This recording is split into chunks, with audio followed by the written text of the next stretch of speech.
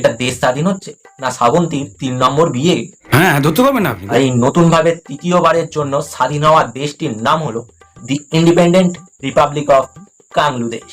तोबा तोबा तोबा थारा मूड खराब कर दिया। তোমরা এখন হয়তো ভাবছো এটা আবার কি নাম হলো রে ভাই কোনো একটা দেশে।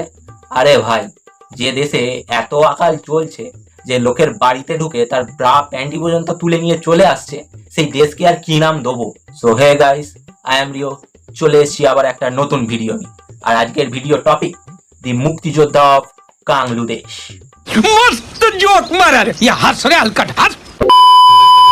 তো চলো বেশি দেরি না করে শুরু করা যাক। এ নন্দদা, একখান চা দাও আর ইন্ট্রোটা লাগাও, খেলা হইমু।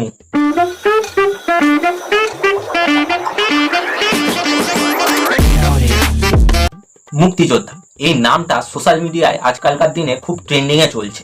মুক্তিযোদ্ধা বললে আমাদের মাথায় সবার প্রথম নাম আসে নেতাজি, ভগৎ সিং, ক্ষুদিরাম বসু, আরো অনেক মহান ব্যক্তিত্বদের। কিন্তু বর্তমান যুগের মুক্তিযোদ্ধা, বিশেষ করে এই বাংলাদেশের মুক্তিযোদ্ধা কারা জানো? দেখো তবে।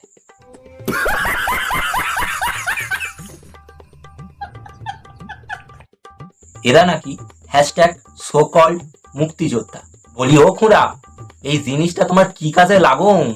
এর মধ্যে রাখার জন্য তো তোমার কাছে কিছুই নাই। আমাদের দেশের ছেলে মেয়েরা অলিম্পিকে গিয়ে ওয়েট লিফটিং করে গোল্ড মেডেল জিতছে, সিলভার মেডেল জিতছে, আর বাংলাদেশিরা কি জাগাচ্ছে? এই যে কাংলু ভাই, জন্মের সময় তোমার ওপর কি একখান বড় বাস পড়ুম? ये बड़ी अच्छी बात कही आप। এই কাঙালরা আবার স্বপ্ন দেখে ভারত দখল করবে। अच्छी लंड मेरा। আর এইসব ক্যাটাগরির বাংলাদেশিরা যারা আমার এই ভিডিওটা দেখছিস, তাদেরকে বলছি, কবি বলেছেন মেলাবেন তিনি মেলাবেন। আমরা নতুন ভারতের নতুন জেনারেশন, আমরা ম বলি না ক বলি। লাবেন তিনি লাবেন, কটা সামনে বসিয়ে নিস। खत्म। ফারাক্কার যদি একটা বাঁধ এখন খুলে দেওয়া হয়, তোদের ওয়াল্লা হাবিবি ডুবে যাবি কি অবস্থা হয়ে যাবে, বুঝেছিস? ये बड़ी अच्छी बात कही आप। আর আমার মতে বাঁধ খোলারও দরকার নেই। পশ্চিমবাংলার মানুষ যদি তোদের দেশের বর্ডারে দাঁড়িয়ে মুতে পর্যন্ত দেয় না, তোরা গলা অব্দি জলে ডুবে যাবি, বুঝেছিস? আর ওয়ার্ল্ড ম্যাপে তোদের পজিশন কিরকম জানিস? একবার দেখে নে।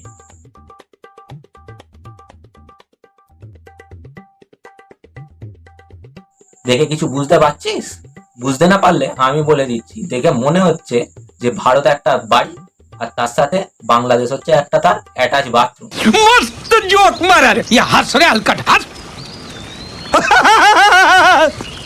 समझा कुछ? दिमाग में आया?